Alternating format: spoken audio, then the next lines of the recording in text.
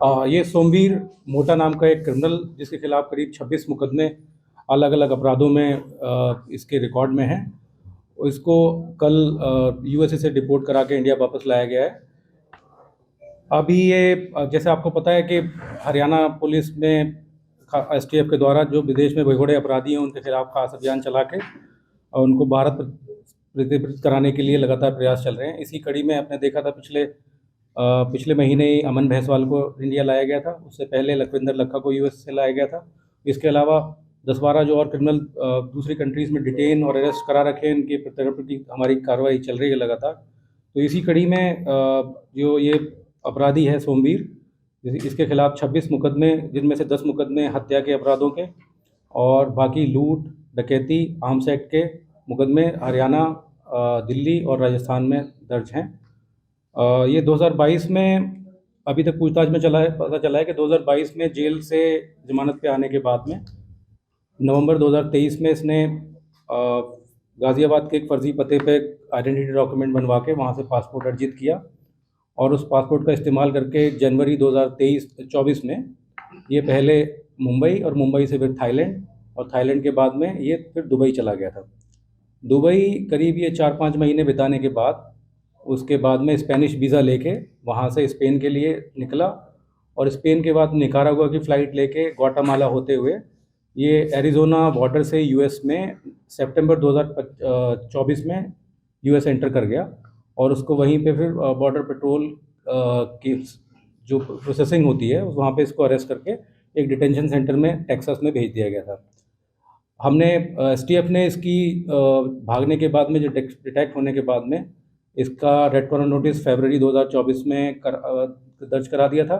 इसके अलावा इसका पासपोर्ट रद्द कराया गया था और इसकी डिटेल यूएस की लॉ इन्फोर्समेंट एजेंसीज़ को और इंटरपोल के माध्यम से अलग अलग माध्यमों से इनको डिटेल शेयर की गई थी। इसी के कारण इसका लगातार डिटेंशन सेंटर से अरेस्ट की वो बनी रही और इसके बारे में इसके डिपोर्टेशन के लिए हमारे प्रयास जारी थे। तो करीब 17 महीने की यूएस के डिटेंशन सेंटर में इसकी कैद रहने के बाद कल इसको वापस इंडिया डिपोर्ट किया गया है उस रेड कॉर्नर नोटिस के अगेंस्ट। सर किस गैंग से ताल्लुक है सर? ये सोमवीर मोटा अनिल छीपी का सगा भाई है। अनिल छीपी कारोड़ गांव का, जो रोहतक में कारोड़ गांव है, उस गांव के निवासी हैं दोनों ओरिजिनली। इनकी पारिवारिक रंजिश की वजह से बहुत सारे हत्या के मामले आपस में, जो गांव का एक दूसरा इनका विरोधी गुट था, उस गुट के कारण इनका अपराध में शामिल हुए थे। अनिल छीपी अभी दिल्ली में मंडोली जेल में है और वो काला चिट्ठी गैंग का, लॉरेंस बिश्नोई गैंग का एक अहम इम्पॉर्टेंट मेंबर है। वो इसी के संबंध में इसके मोस्टली मुकदमों में सोमवीर मोटा भी गायब था और सोमवीर मोटा को जानबूझ के इसलिए विदेश भेजा गया था कि ताकि ये विदेश में बैठ के इनके गैंग को ऑपरेट कर सके। सर ये कहने का नहीं होगा कि लॉरेंस बिश्नोई काला चिट्ठी गैंग से ही संबंध रखता है? बिल्कुल। तो सर वहाँ पे किसी घटना को इसमें अंजाम दिया, जैसे कि मैंने आपको बताया कि इसका इंडिया से जैसे ये बाहर निकला, हमारे को इसकी मूवमेंट की डिटेक्शन हो गई थी और दुबई में हमें पता चल गया था कि दुबई में बाई टाइम हमने दुबई को इन्फॉर्म किया है, दुबई से निकल चुका था। तो जब तक ये यूएसए पहुंचा, इसकी information already US law enforcement agencies को इंटरपोल के माध्यम से हमने भिजवा रखी थी।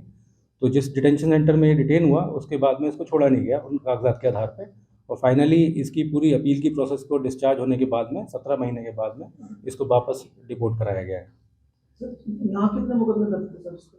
टोटल इसके 26 मुकदमे हैं हरियाणा में, जिसमें से कुछ मुकदमों में ये बरी हो चुका है, कुछ मुकदमों में इसकी ऑलरेडी अरेस्ट वारंट, क्योंकि पिछले 2 साल से, ये 2.5 साल से एब्सकॉन्डिंग है, तो उन मुकदमों में प्रोक्लेम्ड ऑफेंडर घोषित किया जा चुका है इसको। सर हरियाणा के कौन से ऐसे मुकदमे जाने माने या कोई हाईलाइटेड मुद्दे जिनमें शामिल रहा है?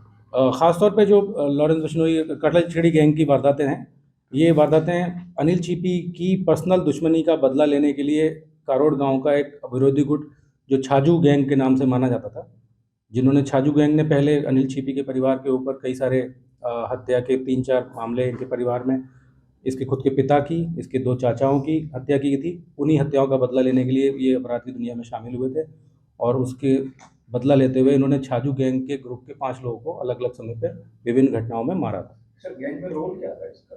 क्या ये इस अनिल छीपी का सगा भाई होने के कारण हत्या के सारे मामलों में, प्लानिंग में, एग्जीक्यूशन में, बहुत सारे घटनाओं में मौके पे मौजूद होकर गोली चलाने में शामिल रहा है और ये अनिल छिपी के गैंग को आगे ऑपरेट करने के लिए जिस तरह से दूसरे गैंग की सीख के ये वापस यूएस जाके उस गैंग को रिमोटली ऑपरेट करने के लिए इसको विदेश भेजा गया था, बट टाइमली एसटीएफ के इंटरवेंशन से इसको अरेस्ट कराया जा सका और उसके बाद में ये लगातार कस्टडी में रहा। इसलिए गैंग को चलाने का या उसको आपराधिक वारदातें यूएस में रहते हुए ये नहीं कर पाया क्योंकि ये डिटेंशन में था। सर किसकी मदद से पासपोर्ट बनाने की बारी है? इसकी इन्वेस्टिगेशन अभी चल रही है, बट कुछ हम लोग के नाम अभी आए हमारे को पता चले हैं। जिसने पासपोर्ट इसका बनवाया था वो अभी वांछित है। कुछ लोग 2-3 लोग जिन्होंने इसको अपराध यहाँ से भगाने में, फर्जी पासपोर्ट बनवाने में और फर्जी पासपोर्ट बनवा के इसको डंकी के माध्यम से यूएस पहुँचाने में पैसे और फर्जी कागजात तैयार करने में हेल्प करी है, उन लोगों के नाम हमारे पास आए हैं। जैसे उनकी अरेस्ट होगी हम लोग आप लोगों को सूचित करेंगे इस बारे में। सर सभी गैंगस्टर को ये विदेश भेजने में जो मदद करते हैं क्या सिमिलर हैं जो अभी आपने नाम वो किया है? हमने जैसे मैं बताया कि हमने फर्जी पासपोर्ट के बहुत सारे मुकदमों की इन्वेस्टिगेशन की और बहुत सारे जो अलग अलग मॉड्यूल हैं 8-10 मॉड्यूल्स को हम लोगों ने डिटेक्ट करके उनको अरेस्ट किया, उनको ख़त्म किया है। और ऐसे ही डंकी के और जो इलीगल ह्यूमन ट्रैफिकिंग के अलग अलग नेटवर्क थे जिसमें ख़ास तौर पे गैंगस्टर्स को बाहर भेजने के लिए उनका शामिल रहे हैं, उन लोगों को भी हमने समय समय पर गिरफ्तार किया है। हमारे पास करीब 32 या 33 पासपोर्ट एक्ट की FIRs को हम लोग इन्वेस्टिगेट कर चुके हैं अभी तक या कर रहे हैं। उन्हीं में से भी इसकी भी FIR अभी पेंडिंग है। इसी FIR में हमने इसको रेड कॉर्नर नोटिस करवाया था और इसी FIR के अंतर्गत इसकी गिरफ्तारी की गई है। आज इसको अदालत में पेश करके इसका रिमांड लिया जाएगा और आगे इसके द्वारा अलग अलग समय पे किन किन लोगों के संपर्क में था और कौन दूसरे अपराधियों के संपर्क में था ये पता किया जाएगा। तो लॉरेंस और काला स्टडी गिरफ्तारी के बाद इसको किंग पिन माना जा सकता है अपराध का? सोमवीर मोटा इतना बड़ा मेन अनिल छिपी ग्रुप का मेन वो है और ये इसको विदेश भगाने में खुद अनिल छिपी की भूमिका, काला जठेड़ी की भूमिका और इसके अतिरिक्त जो फर्जी कागजात दस्तावेज बनाने वाले लोग हैं और जो जिन्होंने पैसे प्रोवाइड किए हैं, ऐसे लोगों के नाम हमारे पास आए हैं जिनके बारे में हम आगे मुकदमे में इन्वेस्टिगेट करके उनके खिलाफ कार्रवाई करेंगे।